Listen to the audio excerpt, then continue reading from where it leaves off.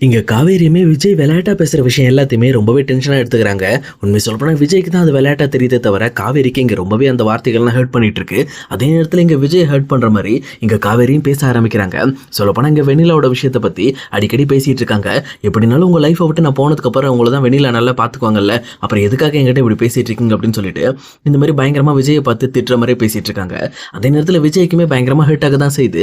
But ஆனா காவேரி முன்னாடி அந்த ஹர்ட்டை காட்டிக்காம அவருமே ரொம்பவே கேஷுவலா இந்த பக்கம் காவேரி தப்பா தான் புரிஞ்சுட்டு இருக்கா, ஒருவேளை நம்ம இப்படி பேசுறதுனால தான் அவ தப்பா புரிஞ்சுக்கிறா அப்படின்னு சொல்லிட்டு அவங்களுமே அந்த விஷயத்தை கேஷுவலா எடுத்துக்கிறாங்க. இந்த மாதிரி இவங்களுக்குள்ள பேசிக்கிட்டு சின்ன சின்ன சண்டைகளை போட்டுட்டு கரெக்டா போயிட்டு இருக்கும்போது அங்க ஆபீஸ்ல இருந்து அங்க மேடமும் கால் பண்றாங்க. பண்ணது மட்டும் இல்லாம சார் உங்களை பார்க்க வக்கீல் வந்திருக்காரு அப்படின்னு சொல்லி சொல்றாங்க. சொன்ன உடனே சரி அங்கேயே வெயிட் பண்ண சொல்லுங்க, சொல்ல போனா விட்டு போனா அந்த பத்திரங்கள்லாம் சைன் வாங்கணும்ல, அதுக்காக தான் அங்க வெயிட் பண்ண சொல்லுங்க, நான் வந்துடுறோம் அப்படின்னு சொல்லிட்டு இந்த பக்கம் காவேரியை கூட்டிட்டு டைரக்டா ஆஃபீஸ் போறேன் அப்படின்னு சொல்லி சொல்றாரு. ஆனா காவேரியுமே இப்போ நம்ம எதுக்காக ஆஃபீஸ் போறோம் அப்படின்னு சொல்லி கேட்கறாங்க.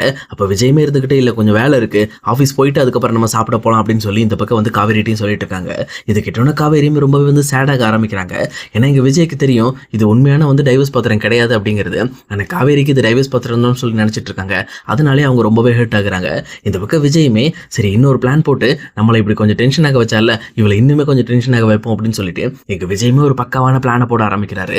இதுக்கேற்ற மாதிரி இந்த பக்கம் ஆஃபீஸ் போனதுக்கு அப்புறம் இங்க காவேரியை உள்ள வர்றதுக்கு முன்னாடியே இங்க வக்கீல்கிட்ட சார் இங்க பாருங்க நீங்க இப்படி பண்ணதுனால இப்போ எனக்கு நிறைய ப்ரெஷர் ஆயிடுச்சு, இப்போ நான் ஒரு ஐடியா சொல்றேன் அதே மாதிரி பண்ணுங்க, இப்போ அந்த விடுபட்ட பத்திரத்தை எடுத்து வைங்க, அதுக்கப்புறம் நான் காவேரியை கூப்பிடுறேன், அவங்க உள்ள வந்ததுக்கு அப்புறம் இது வந்து இந்த மாதிரி ஷேர் பத்திரம்னு சொல்லி சொல்லக்கூடாது, நாங்க காவேரியோட டைவர்ஸ் பத்திரம்னு சொல்லி அவளை கொஞ்சம் சும்மா மிரட்டி வச்சிட்டு இருக்கேன், சொல்லப்போனா அவங்கள டீஸ் பண்ணிக்கிட்டு இருக்கேன், அதனால நீங்களும் அதுக்கேற்ற மாதிரி பேசணும் அப்படின்னு சொல்லி இந்த பக்கம் அந்த வக்கீல் டீமே சொல்றாங்க. இதுக்கிட்ட அவருமே என்ன சார் இது இவ்வளவு பெரிய விஷயம், இதை நீங்க விளையாட்டா சொல்றீங்க அப்படின்னு சொல்லி கேட்கிறப்போ இல்ல சும்மா விளையாட்டான விஷயம் தான், நீங்க இதை சொல்லுங்க நான் பேசிக்கிறேன் அப்படின்னு சொல்லிட்டு இந்த பக்கம் விஜயுமே வக்கீலையும் அவங்களுக்கு ஏற்ற மாதிரி பேச வைக்கிறாங்க.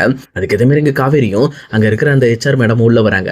உள்ள வந்த உடனே இந்த பக்கம் வந்து காவேரி முன்னாடியே வக்கீல் சார் அந்த டைவர்ஸ் கூட பத்திரத்தெல்லாம் எடுத்து கொடுங்க அப்படின்னு சொல்லி கேட்குறாங்க. உடனே அது கேட்டோன்னு வக்கீலுமே கண்டிப்பா சார் அப்படின்னு சொல்லிட்டு இந்த பத்திரத்தெல்லாம் நீங்க வந்து ஈஸியாக சைன் பண்ணிட்டீங்க அப்படின்னா உங்களுக்கு வந்து ஈஸியாக டைவர்ஸ் கிடைக்கிறதுக்கு வாய்ப்பு இருக்கு, எந்த ஒரு இஷ்யூமே இருக்காது அப்படின்னு சொல்லி அந்த டைவர்ஸ் பத்திரம்னு சொல்லி அந்த டாக்குமெண்ட் பத்திரத்தெல்லாம் எடுத்து இந்த பக்கம் காவேரி முன்னாடி வைக்கிறாங்க. ஆனா இதை பார்த்துட்டு இருக்க காவேரிக்கு இங்க நெஞ்சே நொறுங்கி போயிருது. எதுக்காக அவர் இதெல்லாம் பண்ணிக்கிட்டு இருக்காரு, ஏன் இப்படி என்னை விட்டு பிரிஞ்சு போகணும்னு ரொம்பவே துடிச்சுக்கிட்டு இருக்காரு அப்படின்னு சொல்லி ரொம்பவே ஃபீல் பண்ண ஆரம்பிக்கிறாங்க. அப்புறம் எதுக்காக அடிக்கடி என்கிட்ட அக்கறையா பேசுற மாதிரி நடிக்கிறாரு, இவருக்கு என்ன முகம் தான் இருக்கு அப்படின்னு சொல்லி புரிஞ்சுக்காம இந்த பக்கம் காவேரியுமே ரொம்ப கோபத்தோட இருக்காங்க. அப்ப வக்கீலுமே மேடம் இதுல கையெழுத்து போட்டுருங்க அப்படின்னு சொல்லி அந்த பாயிண்ட்டையுமே கரெக்டா நோட் பண்ணி காட்டுறாங்க. இதை பார்த்தோன்னா காவேரியுமே இங்க விஜயை பாக்குறாங்க. பார்த்துட்டு விஜய் சிரிச்சிட்டு இருக்கிறத பார்த்துட்டு ரொம்பவே கோவப்பட்டுட்டு மறுபடியும் அந்த டைவர்ஸ் பத்திரத்துல கையெழுத்து போடுறாங்க. போட்டுட்டு எப்பவும் போல கேஷுவலா அங்கிருந்து வெளியில போயிடுறாங்க. இதை பார்த்துட்டு இருக்க விஜயுமே விடுங்க விடுங்க அவ அப்படிதான் கொஞ்சம் லைட்டா கோவப்படுவான், நான் பேசிக்கிறேன் அப்படின்னு சொல்லிட்டு இந்த பக்கம் அவங்களுமே ரொம்பவே கேஷுவலா பேசிட்டு இருக்காங்க. இன்னொரு பக்கம் அந்த வக்கீலுமே சார் சீக்கிரம் இந்த சீக்கிரட்டை ஓப்பன் பண்ணிடுங்க, இல்ல அப்படின்னா மேடம் ரொம்பவே கஷ்டப்படுவாங்க அப்படின்னு சொல்லி சொல்றாங்க.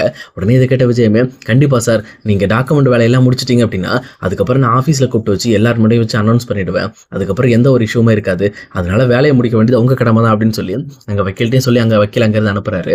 அதுக்கப்புறம் எப்பவும் போல இந்த பக்கம் சாப்பிட்றது கிளம்புறதுக்காக காவேரியை கூப்பிடுறாரு. அப்போ காவேரியுமே ரொம்பவே அமைதியாக வந்து இந்த பக்கம் காரில் ஏறுறாங்க. ஏறினதுக்கப்புறம் என்ன காவேரி காரில் ஏறினதுக்கப்புறம் ரொம்பவே அமைதியாக இருக்க, வரும்போது பேசிட்டே வந்த இப்போ ஏன் சைலண்ட் ஆகிட்ட அப்படின்னு சொல்லி கேட்குறாங்க. ஆனால் காவேரி இருந்த கோபத்தில் நான் எதுக்கு உங்ககிட்ட பேசணும், அதான் டைவர்ஸ் பத்திரத்தெல்லாம் கையெழுத்து வாங்கிட்டீங்கல்ல, மறுபடியும் எதுக்காக என்னோட சென்டிமெண்டோட விளையாடணும்னு நினைக்கிறீங்க, ஏன் உங்களுக்கு என்னோட மனசை புரிஞ்சுக்கிறதுக்கான ஐடியாவே இல்லையா, எனக்கு கஷ்டமா இருக்கு அதனால நான் அமைதியா இருக்கேன், அதுக்காக நான் உங்ககிட்ட பேசிக்கிட்டே வரேன்னு நினைக்கிறீங்களா அப்படின்னு சொல்லி கேட்கிறப்போ இங்க விஜயமே மறுபடியும் வந்து காவேரி பத்தி யோசிச்சுட்டு என்ன காவேரி அதெல்லாம் அக்ரிமெண்ட்ல இருக்குல்ல, அக்ரிமெண்ட்ல இருக்கிறதுனால கண்டிப்பா அந்த விஷயத்தெல்லாம் நம்ம பண்ணி தானே ஆகணும் அப்படின்னு சொல்லி சொல்றாங்க. எங்க காவேரியுமே ரொம்பவே சிரிக்க முடியாம சரிங்க சார் நீங்க சொன்னா நான் சிரிக்கிறேன் சார் அப்படின்னு சொல்லிட்டு ரொம்பவே வந்து கோபத்தோடு சிரிக்கிறாங்க. உடனே இதை பார்த்த விஜயமே அப்பா இப்படி சிரிக்கிறதுக்கு நீ சிரிக்காமலே இருக்கலாமே, என்ன இது எனக்கு எரிக்கிற மாதிரி சிரிக்கிற, அப்படிலாம் வேண்டாம் வேண்டாம் ரொம்பவே கேஷுவலாரு, சரி ஹோட்டல் வந்துருச்சு நம்ம போய் சாப்பிடுவோம் அப்படின்னு சொல்லி சொல்றாங்க. ஆனா காவேரி இருந்துகிட்டு இல்ல எனக்கு சாப்பாடுலாம் வேண்டாம் எனக்கு பசிக்கல அப்படின்னு சொல்லி சொல்றாங்க. என்ன நீ பசிக்கலன்ற, இதுக்கு முன்னாடி ஆஃபீஸ் போறதுக்கு முன்னாடி என்ன சொன்ன, பசிக்கிற மாதிரி இருக்கு நீங்க ஏன் சாப்பிட போலன்னு சொல்லிட்டு இருந்தல, அப்புறம் என்ன வந்து சாப்பிடுவா அப்படின்னு சொல்லி சொல்றாங்க. இல்ல எனக்கு சாப்பிட்றது கூட மைண்ட் செட் இல்லை அப்படின்னு சொல்லி சொல்றாங்க. இது கிட்டோன்னு இந்த பக்கம் விஜய்க்கு புரிஞ்சிருது. ஓ கோவம் ஆயிட்டியா, சரி சரி அதெல்லாம் விடு, நீ இந்த மாதிரி தேவையில்லாம டென்ஷன் ஆகிட்டு இருக்காத, அக்ரிமெண்ட்ல இருக்கப்படி நான் சொன்ன மாதிரி வந்து சாப்பிடணும், அதனால வந்து அக்ரிமெண்ட் படி நீ ஃபாலோ பண்ற அப்படின்னு சொல்லிட்டு இந்த பக்கம் காவேரி அங்கிருந்து மிரட்டி கூட்டிட்டு போற மாதிரி கூட்டிட்டு போயிட்டு இருக்காங்க.